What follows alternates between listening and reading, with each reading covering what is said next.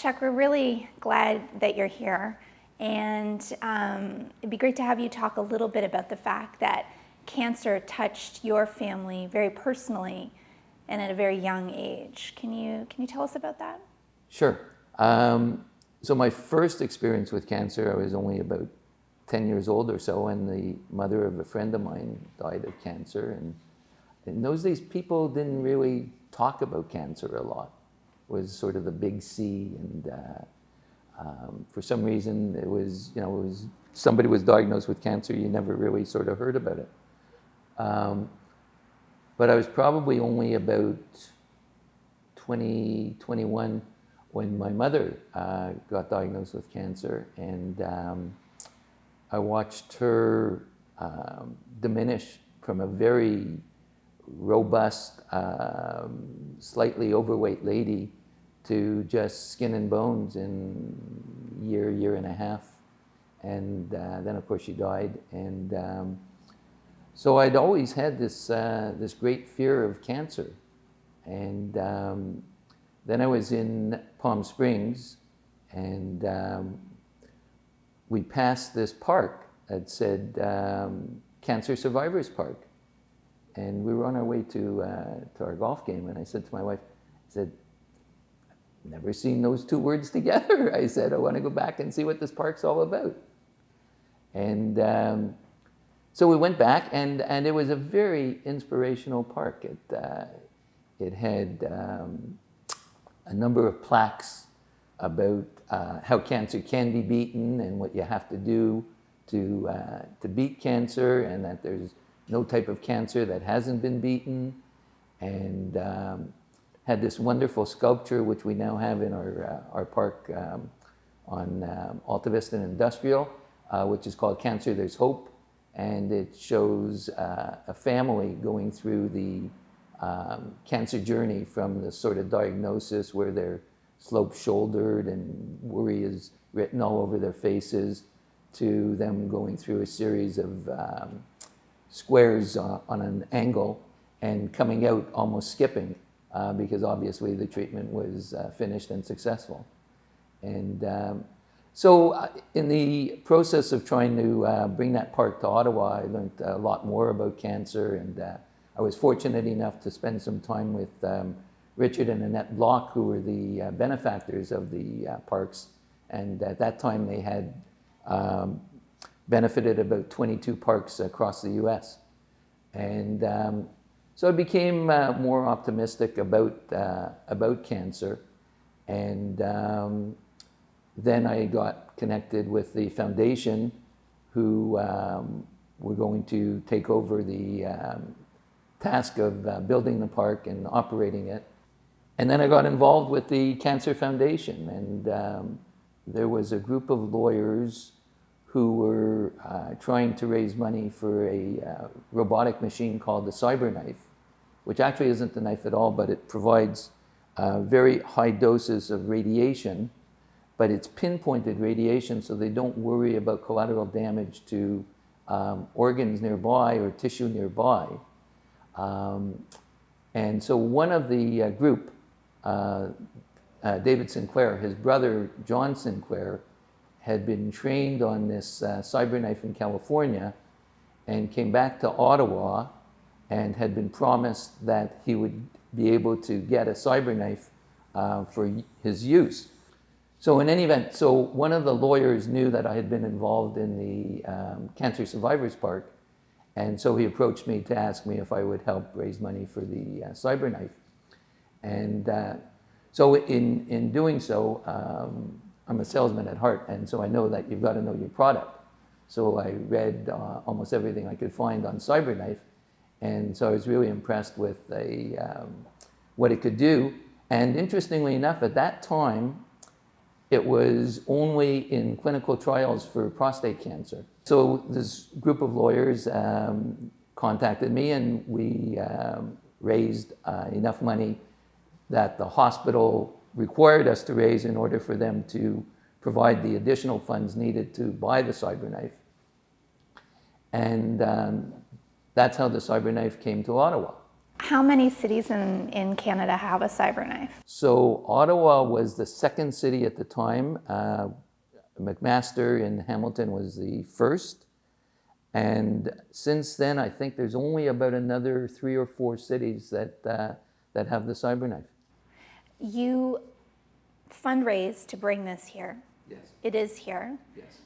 We are incredibly fortunate to have it here, but you were bringing it here from the perspective of trying to help other people. Yes. Now there's a personal connection for you as well, though. Can you talk to us about that? Yes, sure. So I was diagnosed with prostate cancer, and it's a relatively mild, I guess, at this time. So initially, we did what's called active surveillance. So we just monitored my PSA scores. And by the way, I encourage everybody, all the men, to get PSAs and to watch their scores because it's a very good indicator of whether or not you might have prostate cancer. So in any event, we monitored the PSAs for a while, and then as they rose to a high level, it was determined that I should get a biopsy, and the biopsy determined that I should probably do something other than active surveillance. And so I was referred to a surgeon, and the surgeon was explaining all of the ramifications, I guess, of the surgery. And I wasn't that keen on surgery. I've never spent a day in a hospital. And so I asked him, based on my, what I knew about CyberKnife, so I said, well, could CyberKnife be an option here? And he said, yeah, maybe it could. He said, so I'll send it off to the Dr. Sean Malone, who does CyberKnife treatment, and see what he thinks. And so fortunate for me, he did send it off to Dr. Malone, and I knew Dr. Malone from when I was raising money for CyberKnife. And Dr. Malone said, yeah, he said, you're a really good candidate for it. And so choices with prostate cancer are surgery, conventional radiation. Conventional radiation is about 35 bouts of radiation over about maybe a 7-week period, or CyberKnife. CyberKnife is 5 treatments over about a 10-day period. So I've now completed my 5 treatments, very minimal side effects. I've been able to work each day after treatment. I've been able to golf almost every other day after treatment. And it's amazing. In fact, one of my golf games, I played with a guy who had prostate cancer and had the regular bouts of radiation, and he couldn't believe the difference in how it affected him and how it affected me. You have to imagine that anyone who hears your story is going to wonder why this isn't the default option for them in terms of cancer treatment. How do you, what would you like to see in the future? I mean, part of what we're doing here this morning is talking to people about how incredibly valuable their support is. Given your own personal experience, what do you want them to take away from your story? Right. So there's a couple of things that I want them to take away. One is, of course, the importance of watching your PSAs. And the other is the importance of fundraising for the Ottawa Regional Cancer Foundation, because you never know. I mean, you do it altruistically, but you never know when it might actually benefit you or someone you love. There's so much cancer care and research that's done because of what the Ottawa Regional Cancer Foundation contributes. And people don't realize it, but Ottawa is known as a center of excellence for cancer care and research.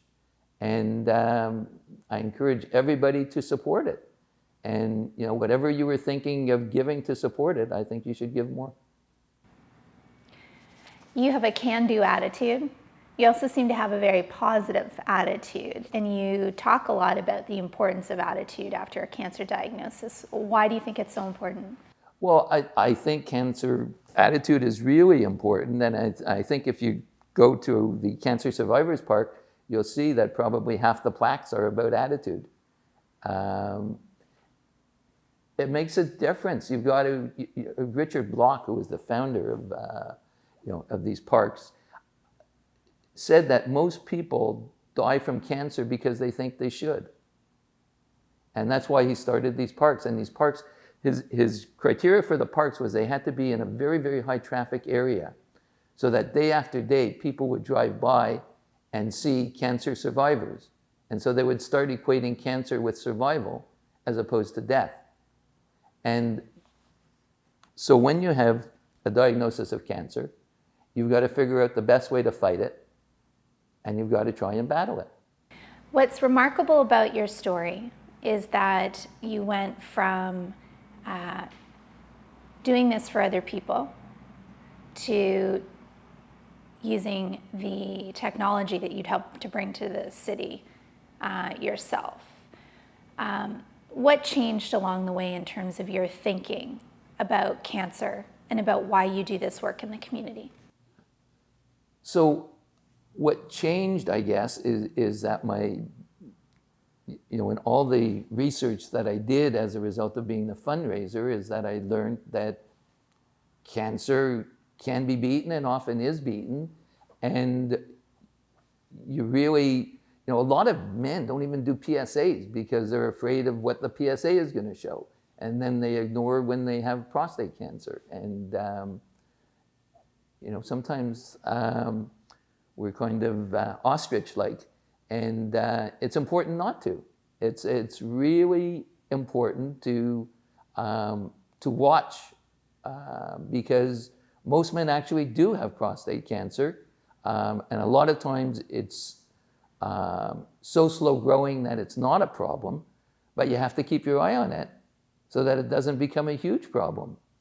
Thank you so much, Chuck, for sharing your experiences with us and reminding us why we need to continue to support exceptional cancer care here in Ottawa and in the surrounding region. We are truly grateful to you for all that you're doing.